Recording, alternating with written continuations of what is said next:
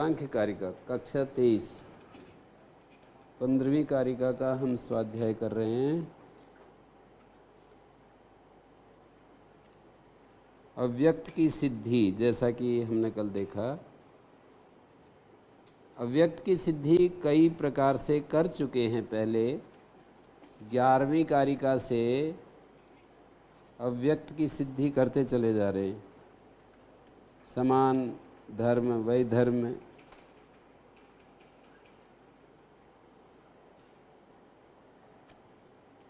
साधर्म, वैधर्म के द्वारा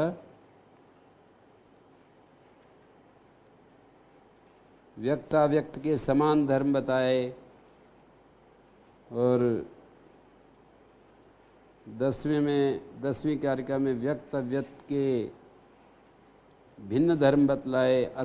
सत्कार्यवाद 9वीं कारिका में एक प्रकार से 9वीं कारिका में सत्कार्यवाद के माध्यम से व्यक्त अव्यक्त को सिद्ध किया। और इससे पहले जो गुणों का निरूपण किया और गुणों का निरूपण करते हुए व्यक्ताव्यक्त में अविवेकित्वादी धर्मों की सिद्धि की 14वीं कारिका में। त्रैगुण्य और उसकी क्रिया प्रणाली 12वीं और 13वीं कारिका में बताई। 14वीं कारिका में त्रैगुण्य के द्वारा व्यक्ताव्यक्त आदि में अविवेकित्वादि की सिद्धि की। तो एक प्रकार से अव्यक्त के बारे में कहते चले आ रहे हैं और वो तो बता दिया। व्यक्त और उसके कारण अव्यक्त के बारे में बहुत चर्चा होगी। फिर भी अव्यक्त की सत्ता जिज्ञासुओं को चूँकि प्रत्यक्ष नहीं है, बराबर संदेह बना रहता है, तो उस जिज्ञासु में विश्वास जागृत करने के लिए ये व्यक्त पदार्थों का मूल कारण अव्यक्त है, इस दृष्टि बिंदु को सामने रख करके अव्यक्त की सत्ता सिद्ध कर रहे हैं। तो इसमें कल हमने परिमाणात समन्वयात ये दो हेतु देखे कि लोक में जितने भी कारण दिखाई देते हैं वो परिमित हैं।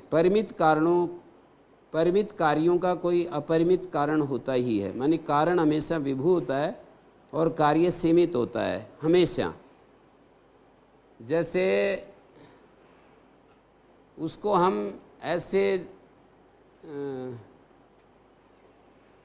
हम इस तरह सिद्ध कर सकते हैं, जैसे धुआं एक प्रकार से अग्नि का कार्य है, तो अग्नि धुएं से व्यापक है। महत जो है वो कारण है और अहंकार कार्य है, तो अहंकार सीमित है, महत व्यापक है, विभू है।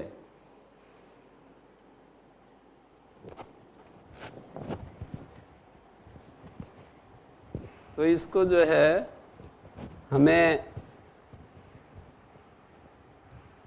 परिमाणात, माने परिमाण सीमित परिमाण से असीमित कारण का अनुमान होता है। सीमित परिमाण का अर्थ है जो व्यापक नहीं है। व्यापक को हम विभू कहते हैं। व्याप्य शब्द परिच्छिन्न के लिए आता है। तो जो परिमाण है, जो कार्य द्रव्य हैं, वो परिमित हैं, परिच्छिन्न हैं। उनका एक बेशक जो तन्मात्र है उसका कारण विभू है और अहंकार का कारण जो महत है वो विभू है, लेकिन वो सब सातिशय कारण है, एक निरतिशय कारण की अपेक्षा है। और निरतिशय कारण जो है वो जो है उसको हम अव्यक्त कहते हैं। तो भेदानाम परिमाणात एक बात हो गई, भेदों के परिमित होने से अव्यक्त सिद्ध होता है। एक अपरिमित निरतिशय कारण भी एक है। समन्वयात, और अगली बात ये कही कि कार्य कारण की एक रूपता देखी जाती है, तो इससे भी पता चलता है कि अव्यक्त है। ये जो कार्य हैं इनमें और कारण में, यद्यपि कार्य में जैसे महत में अध्यवसायात्मक, अहंकार में अभिमानात्मक, अपना अपना व्यापार अलग अलग है। जैसे आँख का देखना व्यापार है, कान का सुनना व्यापार है, मन का संकल्प विकल्प करना व्यापार है, बुद्धि का निश्चय करना व्यापार है, अहंकार का अभिमान करना व्यापार है, तो महत, अहंकार आदि तत्व अलग अलग है अपने कार्य के आधार पर, लेकिन इनमें एक समानता भी है। सुख दुख मोह की एक रूपता है इनमें। तो इस एकता के आधार पर, इस एकता को प्राप्त जो महदादी हैं, इसका कोई मूल कारण ऐसा होना चाहिए, एक मूल कारण ऐसा होना चाहिए जो कि उसमें और इसमें समन्वय हमको देखने के लिए मिल सके। माने कार्य कारण की एक रूपता से भी अव्यक्त सिद्ध होता है। जैसे किसी अच्छे पिता का, किसी अच्छे बच्चे को देखकर अच्छे पिता का अनुमान होता है, ज्ञानी पुत्र को देखकर ज्ञानी पिता का अनुमान होता है, ज्ञानी पुत्र को देखकर ज्ञानी पिता का अनुमान होता है।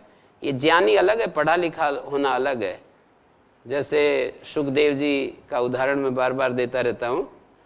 सुखदेव जी को देख करके ज्ञानी पिता व्यास देव जी का, या व्यास देव जी को देख करके ज्ञानी पिता पराशर मुनि का अनुमान कि भाई व्यास देव जी को जन्म देने वाला कोई असाधारण अपरिमित मेधा वाला कोई पुरुष है,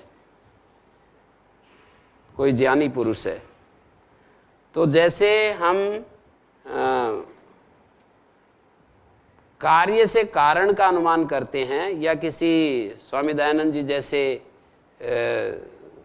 संस्कृत के महान विद्वान को देख करके उनके गुरु स्वामी विरजानंद जी का अनुमान होता है कि वो कितने विद्वान होंगे, जो स्वामी दयानंद जी जैसे प्रतिभाशाली और मेधावी विद्यार्थी को जिन्होंने पढ़ाया, कितने विद्वान होंगे, अनुमान होता है। तो इसी तरह से यहाँ कार्य जो हमारे सामने हैं, महदादि कार्य, उनका कारण जो अव्यक्त है उसका अनुमान होता है समानता के आधार पर, कि जैसे सुख दुख मोह सभी कार्य मात्र में दिखाई देते हैं। सभी कार्य मात्र में महदादि 23 जितने भी कार्य हैं उसमें सुख दुख मोह जनकता है। तो ये 23 कार्य मूल कारण प्रकृति से अपना समन्वय स्थापित किए हुए हैं। त्रिगुणात्मिका जो प्रकृति है उसकी सत्ता सिद्ध होती है। ओम। हाँ जी गुरु जी, ये जो आप बता रहे थे अभी कि जैसे कारण को देखकर कार्य का अनुमान होता है, कार्य को देखकर कारण का, कार्य को देखकर कारण का, तो सामान्य रूप से तो ये घटता है, लेकिन विशेष परिस्थिति में जैसे उसमें तो ये नहीं घटता है। विशेष परिस्थितियों में तो ये, क्योंकि देखा जाता है वो तो आंशिक, उदाहरण तो आंशिक ही होते हैं। नहीं, सामान्य में तो ये अधिक घटता है। सामान्य रूप से तो देखकर कि हाँ भाई इनके पिता माता कैसे होंगे, लेकिन जो विद्वता वाला पक्ष आ रहा है इस पक्ष में तो बहुत ही मुश्किल से ही घटता है। ये ऐसा होता है वो तो कि अधिकांश माता पिता सामान्य ही होते हैं, उनके बच्चे बड़े विशेष होते हैं, और जो भी महापुरुष में हैं कुछ को छोड़ दिया जाए तो अधिकांश के उदाहरण तो ऐसे ही मिलते हैं कि अति सामान्य परिवारों में से अत्यंत मेधावी निकलते हैं। ऐसा एक अंश में उदाहरण दे रहे हैं, और वो उसके पीछे कई कारण होते हैं। असाधारण जो कारण है वो तो अलग है ही, असाधारण कारण तो अलग है ही, असामान्य कारण तो अलग है ही। पर ये जिस संदर्भ में बात कही जा रही है समन्वयात, समन्वय को देखकर, समरूपता को देखकर हमें पता लगता है, कार्य कारण की एक रूपता से हमें पता लगता है कि इस कार्य का कोई कारण है इसी तरह का सुख दुख मोहात्मक। शक्तिता प्रवृत्ति है, जो जिसको कार्य को करने में समर्थ होता है वो कारण उसी कार्य को करने के लिए प्रवृत्त होता है। जैसे घट को निर्माण करने के लिए कुंभकार एक विशेष मिट्टी लेता है, स्वर्णाभूषण निर्माण करने के लिए स्वर्णकार एक विशेष सोने को स्वीकार करता है या चांदी को स्वीकार करता है। मानी मृत्तिका में घट निर्माण की शक्ति निहित है, तो कुम्हार मृत्तिका से घट बना देता है, तंतु से घट नहीं बनाता, क्योंकि उसमें घट बनाने की शक्ति नहीं है। महदादी तत्वों को उत्पन्न करने की जो शक्ति है, अभिव्यक्त करने की जो शक्ति है, उत्पन्न मानी अभिव्यक्त, सांख्य प्रक्रिया में अभिव्यक्ति होता है। किसी तत्व विशेष में अवश्य है वो शक्ति जहां से ये महदादि कार्य उद्भूत होते हैं। तो वो जिससे उद्भूत होते हैं उसी को हम अव्यक्त कहते हैं। शक्तितः प्रवृत्ते, शक्ति से ही प्रवृत्ति होती है। जैसे घट बना, तंतु से पट बनता है, मिट्टी से घट बनता है, सोने से या चांदी से आभूषण बनते हैं, शक्ति से प्रवृत्ति होती है। तो जिस शक्ति से महदादि उद्भूत हुए हैं उस शक्ति का नाम ही अव्यक्त है। ओम गुरुजी। हाँ जी गुरुजी, सुख दुख मोह समान रूप से महतादि में देखने के लिए मिलता है, इसको थोड़ा स्पष्ट नहीं हुआ, क्योंकि सुख दुख मोह ये तो मन का विषय माना जाता है ना, तो महतादि में समान रूप से कैसे देखेंगे, थोड़ा स्पष्ट करें। महदादि में सुख दुख मोह ऐसे देख सकते हैं कि जैसे कि कोई एक चीज है, कोई भी एक चीज, वो सुख कारक भी हो सकती है, दुख कारक भी हो सकती है, मोह कारक भी हो सकती है। जब वो उसमें सत्वगुण की प्रधानता होती है तो उसमें सुख होता है, सुख की प्रधानता होती है। जब रजोगुण की प्रधानता होती है उसमें दुख होता है। जब तमोगुण की प्रधानता होती है उसके निमित्त से दूसरे में भी होता है। जैसे एक चीज रखी है, अब हमारे उसको देखकर हमारे अंदर कैसे भाव पैदा हो रहे हैं, उसको देख करके यदि हम सात्विक भावों में आते हैं तो सुख होगा, उसको देखकर राजसिक भाव आ जाते हैं, क्योंकि आलम्बन से हमारे अंदर भी तो भाव पैदा होते हैं, आलम्बन से हम भी तो प्रभावित होते हैं।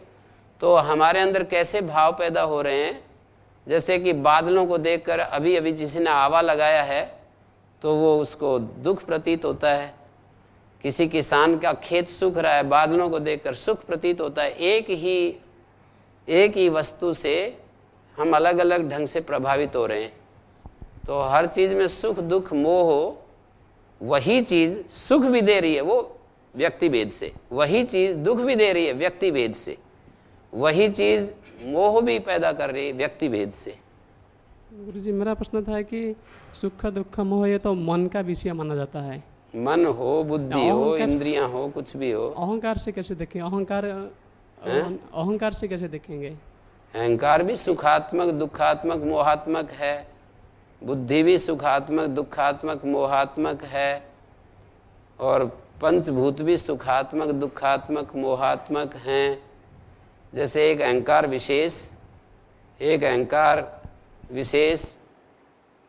एक अहंकार को देख करके हमें सुख होता है, ये अहंकार कितना निर्मल है, कितना पवित्र है, इसमें आर पार ट्रांसपेरेंट है, इसमें कोई केवल एक अस्तित्व मात्र का बोध कर रहा है।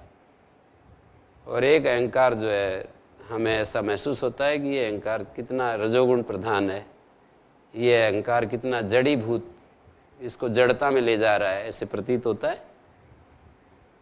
एक बुद्धि कितने निर्मल निश्चय करती है, ठीक ठीक देखती है, हमें पता चलता है कि ये सुख देने वाली है। एक बुद्धि जब निश्चय नहीं उल्टा पुल्टा दिखाती है तो पता चलता है कि ये बुद्धि जो है दुख देने में प्रवृत्त हो रही है, कभी मोहग्रस्त हो जाती है। सुख दुख मोह से हम सत्व रज तम लेंगे, इसे व्याख्या जैसे अभी पीछे आया ना, प्रीति अप्रीति विषादात्मक प्रकाश प्रवृत्ति नियमार्थ, कि जो सुख दुख मोह है, प्रीति अप्रीति विषाद, ये स्वभाव है जिनका, ऐसे हैं सत्व रजतम। प्रकाश प्रवृत्ति और नियमन ये सामर्थ्य है जिनका या प्रयोजन है जिनका, ऐसे होते हैं सत्व रजतम।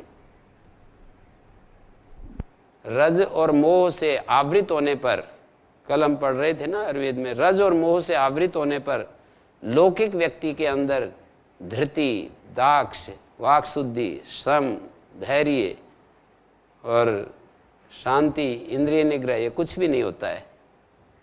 और जो सात्विक व्यक्ति है उसके अंदर धृति होती है, दाक्ष होता है, चतुरता होती है, वाक शुद्धि, वाक विशुद्धि होती है, उसके मन में शांति होती है। तो ये सब पदार्थ हैं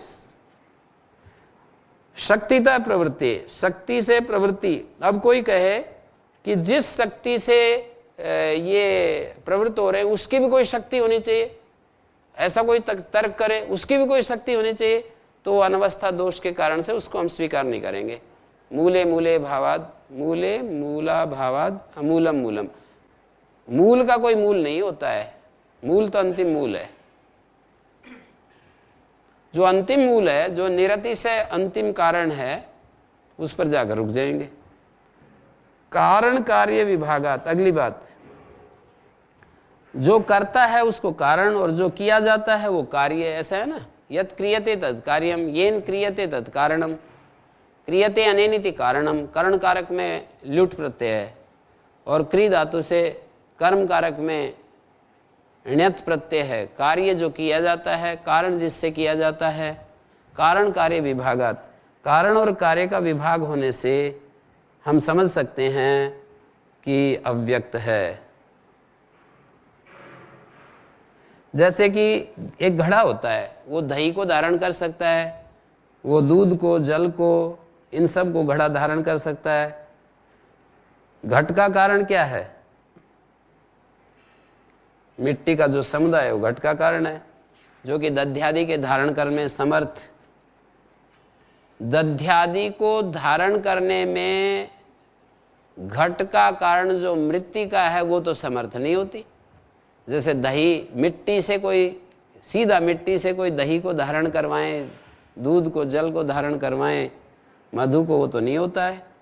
और कारणभूत जो मृतपिंड है उससे जो घट उत्पत्ति हो गई, मिट्टी से घड़ा उत्पन्न हो गया जो हमारे सामने आता है, उसने घड़े को उत्पन्न कर दिया। कारणभूत मृतपिंड घटोत्पत्ति में सक्षम है, लेकिन कार्यभूत जो घट है आगे फिर एक और घट को पैदा नहीं कर सकता। कारण कार्य का एक विभाग है कि भाई ये कारण है, ये कार्य है। घट अपने सजातीय एक और घट को पैदा नहीं कर सकता। और जिस मिट्टी से घड़ा पैदा होता है वो मिट्टी उस कार्य को सिद्ध नहीं कर सकती, उस कार्य को संपन्न नहीं कर सकती जिस कार्य को घट कार्य कर रहा है। मिट्टी उस कार्य को संपन्न नहीं कर पाती। तो महदादि कार्य को देखकर हम अनुमान करते हैं कि इन कार्यों से पृथक कोई दूसरा इनका अव्यक्त अवश्य है, दूसरा कोई कारण अवश्य है, जिसके विभाग स्वरूप से ये महदादि व्यक्त पदार्थ हैं। कारण कार्य कारण के भेद के अनुसार महदादि कार्य से भिन्न उनका कारण अव्यक्त, प्रकृति प्रधान जो भी कहें, ये अनुमित होते हैं। अनुमान प्रमाण का प्रयोग कर रहे हैं सब जगह, जहाँ भी हेतु देते हैं वहाँ अनुमान प्रमाण चलता है। जहाँ भी हेतु देंगे तो कारण कार्य विभागात, कार्य कारण का भेद समझ, कारण कार्य को हम भेद के रूप में जब हम देखते हैं, कारण कार्य का भेद तो हमें स्पष्ट रूप से प्रतीत होता ही है संसार की चीज़ों को देख करके कि ये कारण, ये कार्य, कारण कार्य के विभाग को देख करके पता चलता है कि जो कार्य हमारे सामने हैं उनका कोई कारण होता है और ये कार्य हैं और सारे कार्य कारण के, अभी जैसे ये बात चल रही थी कि सारे कार्य कारण के गुणों से ओतप्रोत नहीं होते, कार्य में कुछ वैशिष्ट भी होता है पर साधर्म भी होता है। तो इस कारण कार्य के विभाग श्रृंखला से जिन कार्यों को हम देखते हैं उनका भी कोई कारण जरूर होना ही चाहिए। कारण कार्य का एक विभाग है, महत एक कार्य है तो इसका एक विभाग है, कार्य के रूप में इसका कोई कारण होना चाहिए। और पांचवा हेतु दिया वैश्वरूप्यस्य विभागात, विश्वरूपस्य भाव, विश्वस्य भावा वैश्वम, वैश्वम च तद्रूपम वैश्वरूप्यम तस्य वैश्वरूप्यस्य, ऐसा समास है। माने नाना रूप जो कार्य है, वैश्वरूप्य का अर्थ है नाना रूप जो कार्य है, नानाविध कार्यों का अपने मूल कारण से अभेद माना जाता है, अविभाग माना जाता है, तो इससे भी अव्यक्त की सिद्धि होती है। जैसे वहां सत्कार्यवाद को सिद्ध करने के लिए घुमा घुमा करके कई हेतु दिए ना, असद करणात और ऐसे ऐसे, कुल मिला करके तो घूम फिर करके ऐसा लगता है कि ये सारी बातें मिलती सी हैं। पीछे असद करणात आदि जो हेतु दिए थे 9वीं कारिका में, उपादान ग्रहणा सर्व संभव अभावात, आप कह भी रहे थे कि ये सारी मिलती सी हैं। 5 हेतु दिए थे सत्कार्यवाद को सिद्ध करने के लिए, यहाँ पर भी 5 हेतु दिए, तो ऐसा लगता है कि ये मिल से रहे हैं। तो दृष्टिभेद से वैश्वरूप्यस्य विभागात, नानाविध कार्यों का अपने मूल कारण से अभेद माना जाता है। तो इस अव्यक्त प्रधान की सिद्धि होती है। इससे कारण से कार्य का अविभाग लय पूर्वक होता है। जैसे कि तन्मात्र जो है अहंकार में लय हो जाते हैं, अहंकार महत में लय हो जाता है, महत किसी और अपने मूल कारण में लय होता है। तो लय के आश्रित उनका अविभाग है। सांख्यों की एक मान्यता यह है कि आविर्भाव के रूप में कारण ही एक विशेष परिस्थिति में कार्य बन जाता है। कारण की एक विशेष अवस्था है कार्य और कुछ नहीं, कारण की ही एक उत्तर अवस्था कार्य है। न्याय वैशेषिक की तरह ऐसे भेद पूर्वक नहीं देखते कारण और कार्य को कि ये कारण है, ये इसका कार्य है, ऐसा नहीं देखते। यूं कहते हैं कारण की एक विशेष उत्तर अवस्था कार्य है।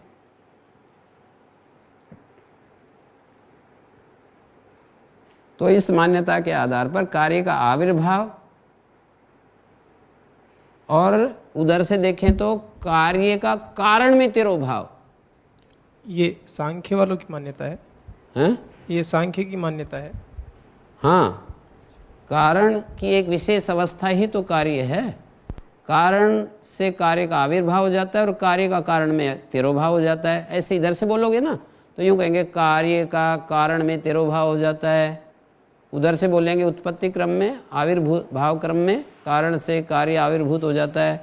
कारण की ही एक विशेष अवस्था कार्य है। कार्य की ही एक प्रतिलीन कर्म से, प्रतिसंलीनता बोलते हैं, प्रतिप्रसव की तरफ से जब हम देखेंगे तो प्रतिसंलीनता की तरफ से देखेंगे तो कार्य अपने पूर्ववर्ती कारण में लय होता जाता है। तो लय निबंधन पूर्वक ये कारण से कार्य का वो होता है, अविभाग होता है। तो आविर्भाव काल में कारण से कार्य के पृथक दिखाई देने से उसका कार्य कारण का विभागात्मक संबंध मान लिया जाता है। व्यवहार के लिए विभागात्मक संबंध मान लेते हैं आविर्भाव काल में, और तिरोभाव काल में कारण से कार्य की पृथक प्रतीति न होने से दोनों का अविभागात्मक संबंध भी मान लेते हैं। लय पक्ष में जब कार्य कारण में लय होता है तो अविभाग प्रतीति होती है कारण कार्य की, और आविर्भाव काल में कारण कार्य की विभाग प्रतीति होती है। आविर्भाव काल में कारण और कार्य की विभागात्मक प्रतीति होती है। भाई ये कारण है, ये कारण की उत्तर अवस्था कार्य है, ये महत है, ये अहंकार है, ये तन्मात्र है, ये मन है। ऐसे घट का मृत्तिका से विभाग और मृत्तिका से अविभाग हम देख सकते हैं ना। घट का मृत्तिका से विभाग है तब तो घट दिखाई देता है, और मिट्टी का घट से अविभाग भी देख सकते हो आप। बुद्धि से तो देख ही सकते हैं आराम से, और उसको तोड़ ताड़ करके चूरा बना दीजिए, अविभाग हो गया। बुद्धि से भी देख सकते हो और कार्यता भी देख सकते हो, उसको चूर चार करके बिल्कुल वैसा ही बना दीजिए। तो घट का मृत्तिका से विभाग मानी आविर्भाव, और मृत्तिका से अविभाग, उसी में तिरोभाव। इसी प्रकार पंच महाभूत का लय किसमें होगा? तन्मात्रा में। तन्मात्राओं का लय किसमें होगा? अहंकार में। अहंकार का लय किसमें होगा? महत में। महत का लय भी किसी में किसी में तो होगा ही। एकादश इंद्रियों का लय अहंकार में। ज्ञानेन्द्रियां, कर्मेंद्रियां, मन का लय किसमें होगा? अहंकार में। अहंकार का लय किसमें होगा? बुद्धि में। बुद्धि का लय किसमें होगा? वो जिसमें होगा उसी को अव्यक्त कह रहे हैं, वही प्रधान है। तो लय की इतिश्री महाभूत से चालू होकर के और बुद्धि पर्यंत पदार्थों, महाभूत से लेकर बुद्धि पर्यंत जितने भी पदार्थ हैं उनका लय होता है। कार्य का कारण में अविभाग देखा जाता है और कारण का कार्य के साथ विभाग देखा जाता है। तो आविर्भाव क्रम में विभाग देखा जाता है, लय क्रम में अविभाग देखा जाता है, कार्य का कारण में अविभाग। तो बुद्धि को साक्षात अहंकार आदि 23 कार्यों की परंपरा से बुद्धि सब को अपने में समाविष्ट, मतलब उत्तरोत्तर को अपने में समाविष्ट कर लिया ना। जैसे सीधा तो नहीं, स्थूल वो तन्मात्र में, तन्मात्र अहंकार में, अहंकार बुद्धि में, और बुद्धि का जो अविभाग होगा अब जिससे होगा उसी को अव्यक्त कहते हैं। स्वयं किसी में लीन समाविष्ट लय होने, स्वयं किसी में लीन न होने वाली जो शक्ति है, किसी दूसरे में समाविष्ट न होने वाली जो शक्ति है, उसी को अव्यक्त कहेंगे। बुद्धि को तो अपने में लीन कर रही है पर स्वयं किसी और में लीन नहीं हो रही। बुद्धि को लीन कर रही है तो ये तो अविभाग हो गया ना। और विभाग भी देखते हैं, उस अव्यक्त से बुद्धि का विभाग हो जाता है।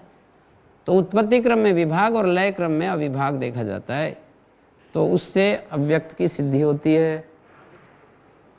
हाँ? अविभाग, आविर्भाव माने प्रकट, मैनिफेस्टेशन।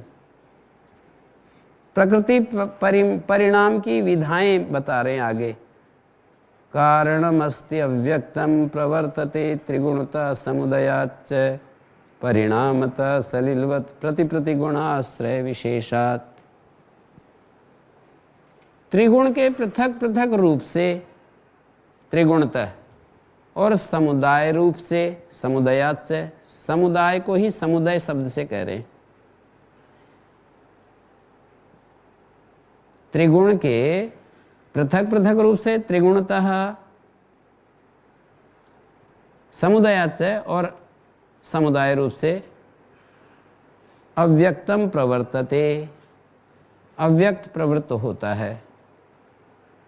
कारणम अव्यक्तम, कारणम अस्ति अव्यक्तम प्रवर्तते। ये पीछे वाली कारिका के साथ कारणम अस्ति ये जुड़ा हुआ है। भेदानाम परिमाणात् समन्वयात् शक्तितः प्रवृत्ते कारण कार्य विभागात अविभागात वैश्वरूप्य से कारणम अस्ति। अगली कारिका के साथ जो कारणम अस्ति है वो पहली वाली कारिका 15वीं कारिका के साथ जुड़ा हुआ है, कारणम अस्ति। और फिर कहा त्रिगुणतः समुदयाच्च त्रिगुण अव्यक्तम प्रवर्तते, अव्यक्त प्रवृत्त होता है। प्रकृति परिणाम की द्वितीय विधा को स्पष्ट कर रहे हैं। प्रकृति परिणाम की जो दूसरी विधा है उसको स्पष्ट कर रहे हैं। परिणाम सलिलवत, जल की भांति जो त्रिगुणात्मिका प्रकृति है, परिणामतः जैसे परिणाम के कारण सलिलवत, सलिल की भांति। एक तो पहली पंक्ति में बता दिया कि त्रिगुण के पृथक पृथक रूप से और समुदाय से त्रिगुण, एक एक जो सत्वरजतम त्रिगुण होते हैं वे अपने पृथक पृथक रूप से और समुदाय रूप से अव्यक्तम प्रवर्तते, अव्यक्त प्रवृत्त होता है। मानी एक जो वो होता है ना, जो प्रलय होता है, मानी जो ये सर्ग की दूसरी स्थिति प्रलय कही जाती है ना, तो उस समय तो त्रिगुणतः अव्यक्तम प्रवर्तते, पृथक पृथक रूप से त्रिगुण वर्तमान रहता है। सत्व रूप में, रज रूप में, तम रूप में वहां वर्तमान रहता है। ठीक है, वो मिलते नहीं है। सत्व रज तम उस अवस्था में सत्व में, रज में और तम रूप में प्रवृत्त रहता है, अव्यक्तम प्रवर्तते। लेकिन सृष्टि काल में समुदयात मिल करके प्रवृत्त होते हैं। एक बात कह दी पहली पंक्ति में, समुदयात। ये जो सृष्टि चल रही है इसमें क्या होता है, सत्व रज तम मिल करके प्रवृत्त हो रहे हैं, तीनों मिल करके। जैसे पीछे कहा था कि अन्योन्याश्रय अभिभव जनन मिथुन वृत्तयाश्च गुणा, मिल करके काम कर रहे हैं। तो ये एक अवस्था है। और ये दूसरी पंक्ति, ये समय पूरा हो रहा है, इसको हम कल देखते हैं। परिणामतः ये दूसरी विधा है, प्रकृति परिणाम की दूसरी विधा है। एक तो त्रिगुण के पृथक पृथक रूप से, ये तो प्रलय की अवस्था बता दी। एक सृष्टि अवस्था में ये मिलकर के काम करते हैं। अब ये परिणामतः सलिलवत पानी की तरह, जैसे पानी दृष्टांत दिया है, प्रति प्रति आश्रय विशेषात, अपने आश्रय को पाकर के जल जैसे अलग अलग हो जाता है, ऊपर से बरसता है ना, तो आश्रय पाकर के केले के पौधे में जाता है तो मिठास को धारण कर लेता है, वही जल मिर्च में जाता है तो वो कटुता को धारण कर लेता है, वही जल किसी और में जाता है तो अलग अलग ऐसे दृष्टांत दे करके समझाया। इसको थोड़ा सा मैं फिर करता हूँ कल। ओ